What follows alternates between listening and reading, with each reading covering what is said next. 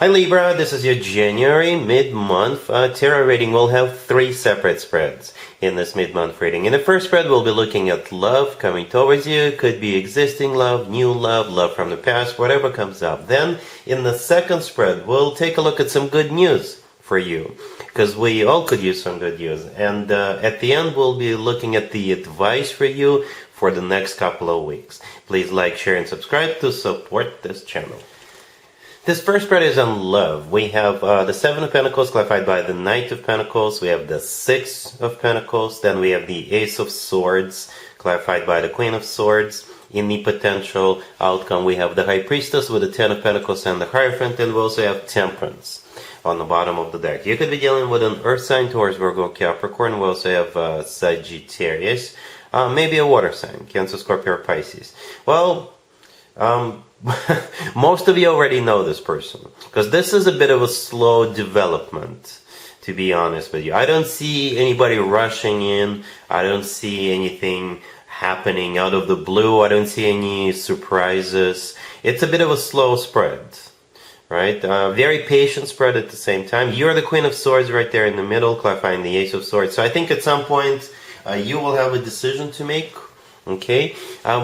You are most likely dealing with either an Earth sign or Sagittarius, or perhaps what's happening right now or will be happening over the next couple of weeks in the second half of January. It has something to do with finances, all right? Perhaps this person who is about to make a move, they're waiting for their financial situation to improve, right? That's just for some of you. For others of you, perhaps you already received an offer to get into a serious relationship, right? And now you're just taking your time.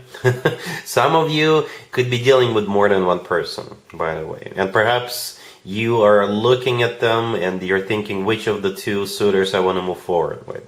Those are the scenarios I see. This is kind of like you're moving at your own pace, but at some point you will have to make a decision with that Ace of Swords, clarified by the Queen of Swords. All right, we start with the 7 of Pentacles, clarified by the Knight of Pentacles, and the next card after that is the 6 of Pentacles, or all Pentacles. Kind of slow energy, right? With the 7 of Pentacles, which is a card of waiting, nobody is in a hurry, or it's just circumstantial. You can't proceed because there is waiting, some sort of a waiting period. The Knight of Pentacles clarifying it. It could be an Earth sign, Taurus, Virgo, Capricorn. It could be somehow associated with money, like I said in one of the scenarios, right? Perhaps the person you're dealing with, they're waiting to get paid, they're waiting for a bonus, they're waiting to relocate for a new job, or they're waiting to start a new job or something like that, or they're waiting for dividends to be paid to them so they could make a move, right? Or, you know, perhaps they already extended an offer to you and now they're just waiting for you to make a decision. All right. The Knight of Pentacles is the slowest knight out of all 4 knights, but at the same time, it's the most serious, the most grounded, the most long-term knight out of all 4 knights. It's also the most financially abundant knight out of all 4 knights. The 6 of Pentacles, the next card over, it's a card of an equal give and take. All right. It's a card of balance. The 6 of Pentacles always reminds me of you, because the person standing in the middle is holding up scales, and we all know scales. This is a Libra sign. At the same time, the 6 of Pentacles could be a card of a choice. Okay? It could be a card of a choice because we do have 3 people in the 6 of Pentacles. There's one person, like I said, standing up, and 2 people sitting down. Perhaps you're choosing between 2 suitors. Or, again, it could be somehow associated with money, because the 6 of Pentacles could be money in, money out. Alright? We have Temperance on the bottom of the deck. Could be a Sagittarius here, gentlemen. But Temperance is a card of healing, and it's also a very patient card. It's also a card of balance, just like the 6 of Pentacles. But it's, like I said, a very patient card.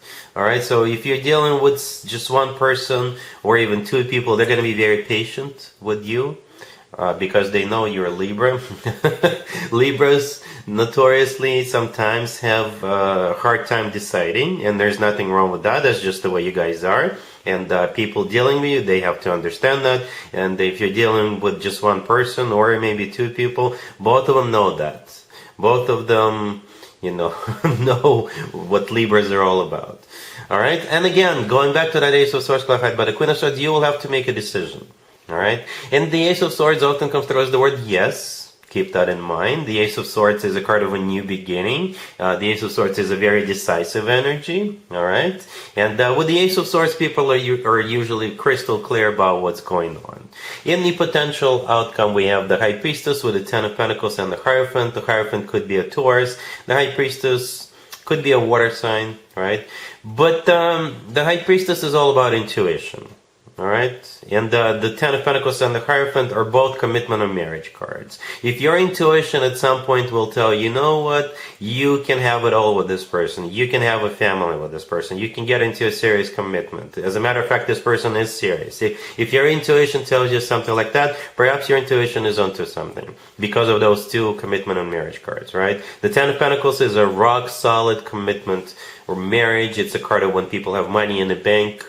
And the Hierophant is a very traditional card, right? It's very spiritual, religious card for some of you, educational card, formal, official card.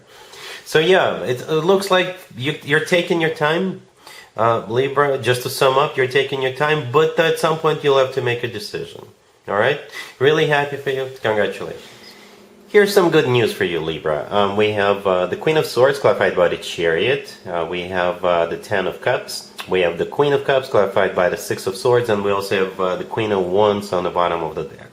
Well, I assume you're the Queen of Swords here, unless you also have another air sign in your family or your close circle.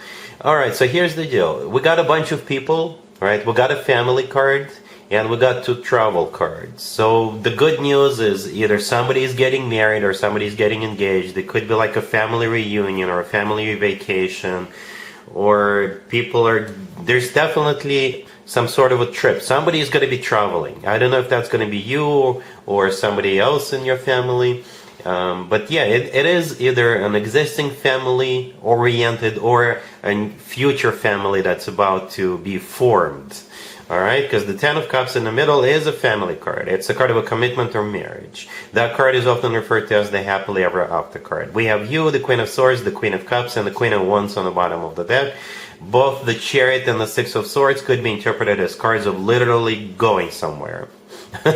Alright, and it's supposed to be good news. So I don't know who is getting married. It could be you, could be somebody you know, somebody like a sibling or a niece or a nephew getting married or a cousin getting married or something like that. Or it's simply a family reunion or a family vacation. Alright, perhaps all of you have a reason to reunite or to get, or somebody has a reason to get married in the second half of January. Perhaps this Queen of Swords is not you. It could be an Aquarius because we're entering Aquarius birthday season, and perhaps everybody is getting together to celebrate that birthday or something along those lines. But it's supposed to be good news, so I'm sure you're gonna like what's happening here. All right, cool. Here's an advice for you, Libra, for the next couple of weeks. So we have Judgment, we have the Page of Wands clarified by the King of Wands, we have the Five of Swords clarified by the Seven of Wands, and we also have the Eight of Cups on the bottom of the deck. You could be dealing with a fire sign, Aries, Leo, Sagittarius. The advice for you, if, or rather when this King of Wands shows back up, it's somebody from your past, tell them no.